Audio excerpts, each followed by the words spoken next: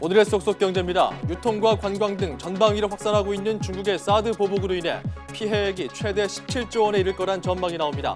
이 같은 중국의 보복 조치는 충분히 예상 가능한 일이었는데도 정부가 구체적인 대응책을 마련하지 못해 사태를 키웠다는 비판이 나오고 있습니다. 경제주민에서 알아봅니다. 영양소가 풍부하고 다이어트 등에 효과가 있다고 알려지면서 이른바 슈퍼 씨앗으로 불리는 아마씨 제품에서 상당량의 중금속이 검출됐습니다. 아마씨는 과다 섭취할 경우 피부가 파랗게 변하는 청색증을 유발할 수 있어서 하루 섭취량은 16g 미만으로 제한하는 게 좋습니다. 여러분 안녕하십니까? YTN 경제 특화 뉴스 쏙쏙 경제 시작합니다. 코스피가 사흘째 강세를 이어갔습니다. 외국인 매수세 속에 삼성전자가 최고가를 유지하면서 지수 상승 흐름이 계속됐습니다. 코스닥은 사흘 만에 약보합을 마감했습니다. 어제 급락했던 원달러 환율은 이틀째 하락했습니다. 미국 금리 인상 전망이 외환 시장에 이미 반영됐다는 인식이 나타났고 수출업체들이 달러를 매도하면서 달러 가치가 조정받았습니다.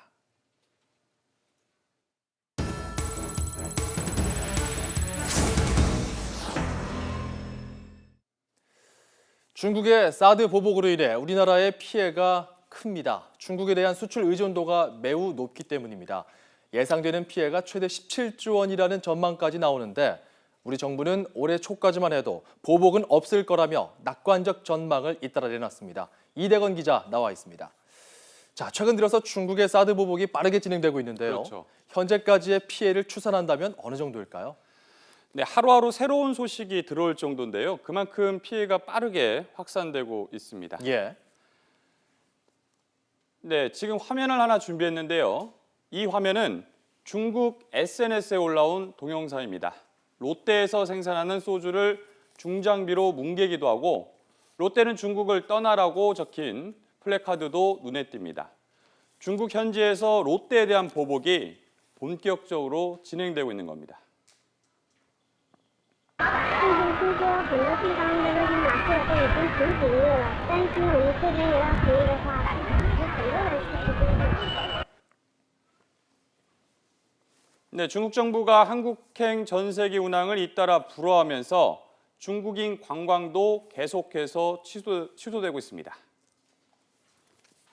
27일부터 들어오기로 된 그 600명이 취소가 됐습니다. 중국 일변도에서 벗어나서 동남아 지역, 특히 그 베트남, 인도네시아, 필리핀 국가에서도 비자 없이 들어올 수 있도록. 네, 한 증권사 보고서에 따르면 중국의 보복으로 한국의 소비재 수출과 중국 관광객이 각각 20% 줄어들면 한국의 GDP도 0.25% 떨어질 것으로 전망되고 있습니다.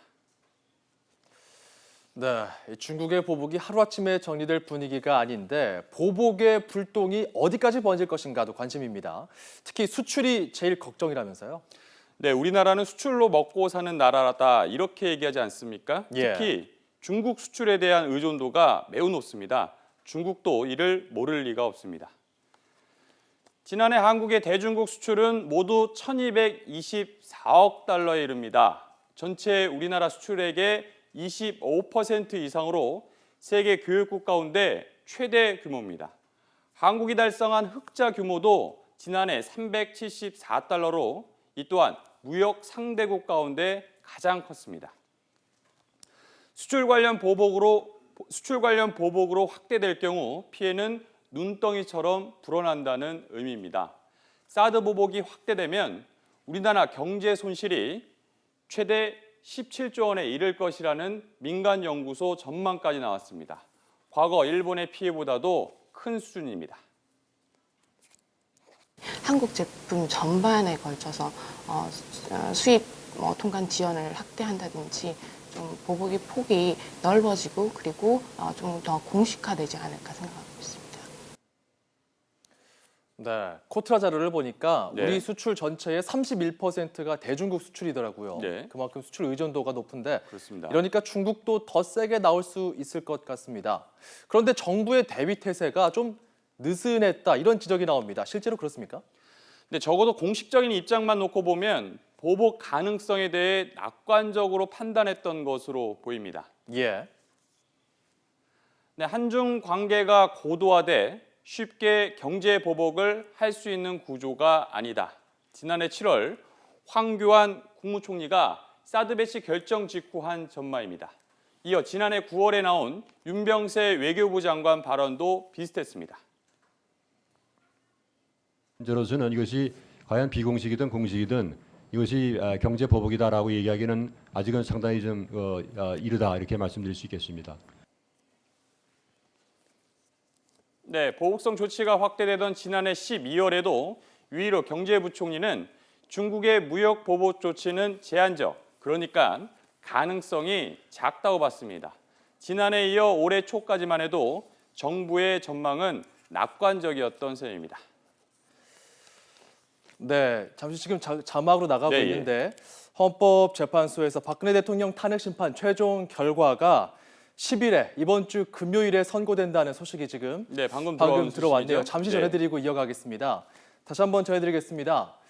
헌법재판소가 드디어 발표를 했습니다. 공표를 했는데 박근혜 대통령의 탄핵 심판 최종 결과가 이번 주 금요일 10일에 선고된다는 소식이 들어왔습니다. 오늘 오후 3시부터 헌법재판소 재판관들 계속해서 평의를 지속적으로 했는데요. 11시부터도 쭉 이어서 회의를 진행했습니다. 지난달 27일 최종 변론 이후 6번째 평이었는데 오늘 최종 결과가 나왔습니다. 최종 선고일이 공표가 돼서 최종 10일에 선고하는 것으로 발표가 됐습니다. 이틀 전에 이제 그 날짜가 공표가 된 것입니다. 노무현 전 대통령 탄핵 심판 때는 사흘 전이었고요. 통진당 해상 때는 이틀 전에 이렇게 공표가 됐었는데 통진당 때와 똑같이 이틀 전에 발표가 됐다는 점 알려드립니다. 보다 자세한 내용과 전망, 분석 등은 이어지는 뉴스 통해서 전해드리겠습니다. 자, 계속 이어서 가도록 하겠습니다. 네. 중국이 실제로 사드 보복을 할 수 있다는 것을 정부가 정말 몰랐던 것이냐? 이것도 좀 궁금합니다. 네, 공식적으로는 비교적 낙관적으로 봤는데 실상은 그렇지 않은 것으로 보입니다. 예.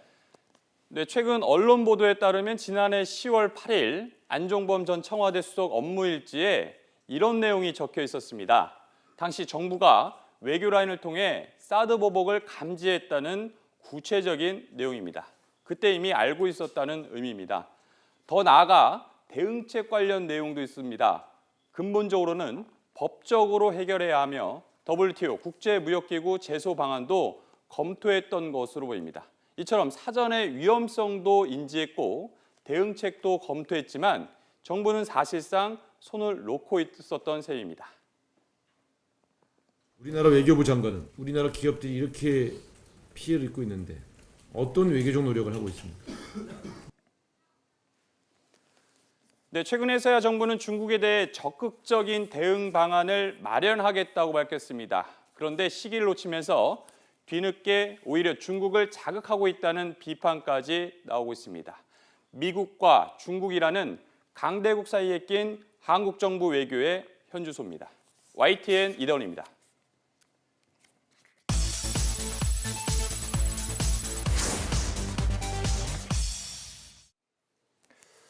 네, 일찍 출근하고 늦게 퇴근하는 직장인들은 세탁소나 은행 이용조차 쉽지가 않습니다. 바쁜 고객들을 겨냥해서 영업시간에 상관없이 서비스를 마음껏 이용할 수 있는 무인 시스템이 요즘 다양하게 개발되고 있다고 하는데요. 이하린 기자가 취재했습니다. 세탁소가 문을 닫는 시간에도 옷을 맡길 수 있는 무인 세탁함입니다. 신용카드나 간편 결제 시스템으로 요금을 내고 세탁물이 완성됐다는 문자 메시지를 받은 뒤 편한 시간에 찾아가면 됩니다. 드라이클리닝이라던가 물세탁이라던가 어떤 것이라든지 이제 넣고만 가시면은 이제 이틀 후에 찾아가실 수 있는 그런 서비스입니다. 바로 찾아야 하는 학교 체육복이나 이불 빨래 등은 호인 세탁기와 건조기를 직접 이용할 수 있는데 편히 쉬면서 기다리는 공간도 마련되어 있습니다. 일찍 출근하고 늦게 퇴근하다 보니까 세탁소 영업시간에 맞추기가 되게 힘들더라고요. 그래서 그럴 때 굉장히 많이 이용하고 있습니다. 온라인 쇼핑몰에서 구매한 물품을 원하는 시간, 원하는 장소에서 받을 수 있습니다. 자주 가는 편의점에 택배가 도착하도록 지정할 수 있고 환불과 반품까지도 무인 택배함에 넣어두면 간단히 해결됩니다. 지난해 50개 편의점에 무인 택배함을 설치한 이 쇼핑몰은 올해 설치 매장을 1000개까지 늘릴 계획입니다. 집에 아무도 없는 경우가 많아서 택배 받기가 좀 불편했었는데 회사가 이 근처에 있다 보니까 퇴근하고 택배 받기가 수월해서 이용하게 됐습니다. 오전 9시부터 오후 4시까지인 은행 영업시간에 맞추기 위해 점심시간을 쪼갤 필요도 없습니다. 평일 밤이나 공휴일에도 화상 상담을 통해 체크카드 발급이나 계좌 신설, 펀드 가입까지 일반 창구에서 처리했던 업무 대부분이 가능합니다. 현재 4집 중 1집 이상이 1인 가구이고 배우자가 있는 가구 가운데 맞벌이 부부 비중이 44%에 이릅니다. 은행 갈 시간도 없고 세탁 맡길 시간조차 부족한 현대인들을 위해 생활 편의를 제공하는 업체들도 발빠르게 변화하고 있습니다. YTN 이하린입니다. 네, 다시 한번 속보 정리해 드리겠습니다. 박근혜 대통령 탄핵 심판 선고 기일이 오늘 드디어 공표가 됐습니다. 헌법재판소는 오는 10일, 그러니까 이번 주 금요일에 박근혜 대통령 탄핵 심판의 최종 결과를 선고한다고 밝혔습니다. 이에 따라 박 대통령의 파면 여부는 오는 10일 결정됩니다. 앞서 지난 2004년 고 노무현 전 대통령 탄핵 심판 당시에는 선고 사흘 전에 선고일이 공표가 되기도 했습니다. 이번에는 선고를 이틀 앞두고 선고일이 공표가 됐습니다. 그리고 오늘 방금 전에 있었던 헌법재판소 관계자가 이 사안에 대해서 발표를 했는데요. 관련 내용 잠시 보시겠습니다. 2016 헌나일 대통령 탄핵 사건에 대한 결정 선고는 2017년 3월 10일 11시에 하기로 한다. 선고에는 방송 생중계를 허용할 예정입니다. 네. 오는 10일 11시입니다. 오전 11시에 탄핵 심판 최종적으로 선고를 한다라는 소식입니다. 방금 전에 보여드린 것처럼 헌법재판소에서 공식적으로 오늘 발표를 했습니다. 오는 10일 이번 주 금요일에 박근혜 대통령 탄핵 심판 선고를 하겠다 이렇게 발표를 한 것입니다. 네. 빠르면 어제 그리고 오늘 최종 선고일이 공표될 것으로 전망이 됐는데 오늘 공표가 됐습니다. 자, 헌법재판소에서 이렇게 지금 중요한 뉴스가 나오면서 현장 상황을 좀 더 살펴볼 필요가 있을 것 같은데요. 현장 취재 기자 연결해 보겠습니다. 최두희 기자. 네, 헌법재판소에 나와 있습니다. 네, 드디어 탄핵 심판 선고일이 발표가 됐군요.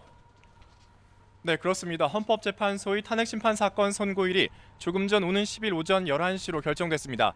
재판관 회의는 오후 3시부터 비공개로 시작돼 2시간여 동안 진행됐는데요. 지난달 27일 최종 변론을 한 뒤 11일 만에 선고 결과를 내놓게 되는 겁니다. 지난 2004년 고 노무현 전 대통령 탄핵 심판의 경우 최종 변론을 마친 뒤 정확히 2주 뒤 선고한 것과 비교하면 조금 빠른 셈입니다. 선고일은 지난 2004년의 경우 선고일 사흘 전에 공표됐는데 이번엔 선고일 이틀 전인 오늘 공표됐습니다. 다만 통합진보단 해상 사건 때도 선고일 이틀 전에는 선고일을 공표한 선례는 있습니다. 이로써 지난해 12월 9일부터 시작된 탄핵 심판은 90여일 만에 그 마침표를 찍게 됐습니다. 특히 이번 결정으로 오는 13일로 예정된 이정미 헌재소장 권한대행의 퇴임 전에 탄핵 심판의 결과가 나올 수 있게 됐는데요. 이 권한대행을 비롯한 8명의 재판관들은 지난달 27일 최종 변론이 끝난 뒤 매일 회의를 열어 극도의 보안 속에 기록을 검토해왔습니다. 재판관들이 최종적으로 인용이나 기각에 표를 던지는 평결은 오는 10일 선고 당일에 이뤄질 전망입니다. 재판부는 최종 평결에 앞서 인용과 기각 두 가지 상황을 모두 가정한 결정문을 미리 준비할 것으로 보입니다. 찬성과 반대 여론이 극명하게 갈리는 상황에 따라 혹시나 최종 결론이 미리 새어나가 생기는 부작용을 막기 위한 방편으로 해석됩니다. 따라서 박근혜 대통령의 정치적 운명은 오는 10일에 결정될 예정입니다. 헌재는 또 선고 당일 최종 심판 과정을 생중계하기로 했습니다.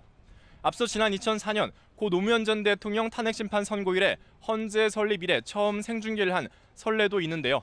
이번에도 생중계를 결정하면서 탄핵 심판의 중대성과 국민의 높은 관심을 고려한 조처로 풀이됩니다. 생중계가 허용되면 최종 결론에 해당하는 주문과 재판부의 결정 이유 등 최종 심판 과정이 모두 공개되는데요. 소요 시간은 약 1시간 내외로 예상됩니다. 오늘도 이곳 헌재선 탄핵에 찬성한 측과 반대하는 측이 헌재 인근에서 집회와 1인 시위를 이어가고 있는데 방금 전 선고일까지 결정되면서 그 여파가 주목됩니다. 지금까지 헌법재판소에서 YTN 최두입니다. 네, 이렇게 8인 체제 헌법재판관 체제 속에서 이제 최종 결과가 나오게 됐습니다. 6인 이상 인용 결정 시에 박근혜 대통령은 탄핵이 확정되게 됩니다. 여러 가지 사안에 대해서, 여러 가지 시나리오에 대해서 잠시 후 이어지는 6시 뉴스통에서 보다 자세하게 전해드리겠습니다. 쏙쏙 경제는 다음 이 시간에 돌아오겠습니다. 시청해주신 여러분 고맙습니다.